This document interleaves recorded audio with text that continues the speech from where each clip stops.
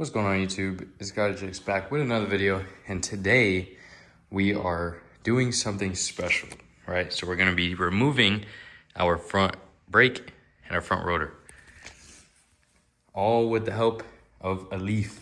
So right now in here, we have our single brake line, got the spacers for the straps. So spacers are gonna go right here. They're gonna space this out, that way this sticks out and that way it straps down even. You guys haven't seen yet, but we made a custom bracket for the booster fender. Look how it sits in there. The fitment is super flush now with it, just like that. But I wanna do a quick before and after. So like this is before without, like with the rotor still attached. So you can hear the drag on there, and you see how long it spins for.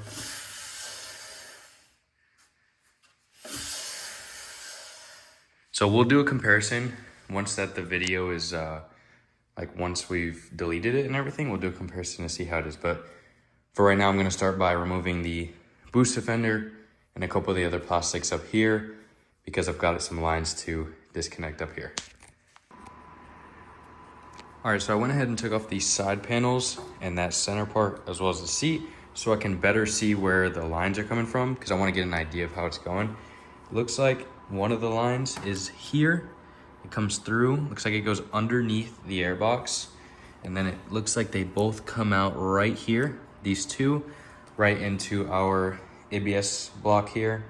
So I am now going to take off the tank and the airbox so I can better see where those lines are, because once I take it out, I want to just completely remove it.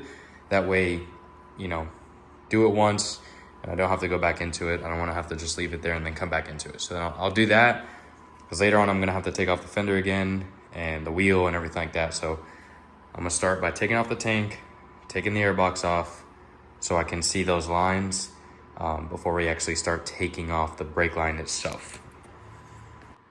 All right, now that we have the airbox off and the tank, we can see that the lines come from the ABS block here, come down, they come around, they go underneath here by the throttle bodies, they come up, and one comes up and around over here. The other one meets in here, and that's kind of hard to see, but it comes in here, under here, boom, and you can see it, and meets in the middle. So next, what we're gonna do is go ahead and drain, well, we're gonna take off the fender here, and then we're gonna drain out the fluid that we have in the reservoir here. That way we can start getting the fluid out. So I might even come down here and unbolt this top line so we can get all the fluid out of there. That way when we take it off, we don't make too much of a mess, because you wanna get all the fluid out of there, and then I have more brake fluid to fill it back up whenever we go to replace it, because you're gonna have to bleed the brakes to get all the air out when you replace with a new line. And we'll do the same thing on this side, because the one line is gonna come straight from this caliper here on the top. It's gonna come straight up. We're gonna route it some way in there, and it's gonna come and just bolt right into the stock master cylinder right in here, okay? Alrighty, so we took out the fluid out of the top reservoir. Then we unbolt to the caliper and let the lines drip down. We got our handy dandy white monster can to catch all the fluid to drip down. Next, we're gonna go ahead and just start by taking off the wheel, right? We also did the same thing on the other side. Took off the caliper, letting the fluid drip down because we're gonna replace a line with a single line. We're gonna go ahead and take off the wheel. That way we can get this rotor off of here and get kind of more space, because we're gonna have to go up in here to pull the lines back out. So we're gonna start by taking off the wheel. Alrighty, so we took off the wheel, took off the rotor, and it looks freaking sick without the rotor. It's gonna look even better on the bike. Next thing what I did was this panel right here. So we've got the two brake lines, one here and one there. They basically connect like this, and then there's one line that goes back to the ABS unit. So what I gotta do is I had to take off these two bolts. It's a little panel that kind of blocks it up underneath here, and then you've got one bolt here. So what I'm gonna do next is unbolt this, okay? Then I'm gonna pull the line straight back through. If you can see, it goes right through there, straight over. I'm gonna pull it straight back through. And then I'm gonna disconnect it from the ABS block because the line runs straight through here, comes all the way around, and it comes to here.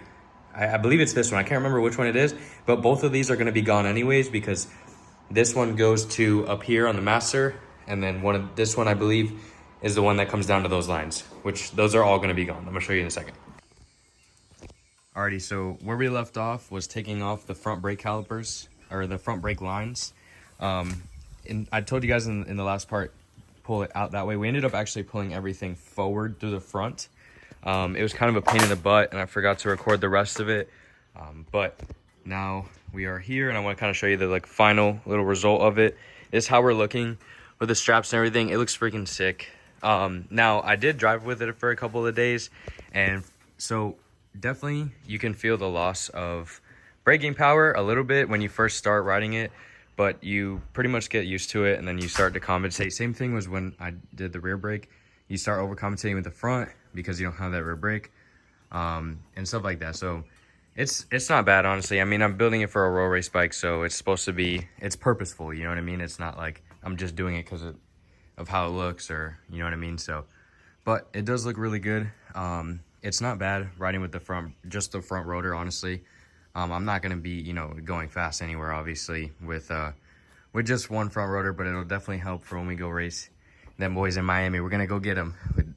They got an event coming up, and we're gonna definitely lock in. We got to get our arm in and everything like that. But if you guys have any questions or anything like that on how to, you know, finish up the brake delete in the front, please comment them down below. Let me know. But yeah, I just wanted to do a quick little video on showing you guys how it looks, and pretty much the gist of it, of like how you get it out and stuff like that.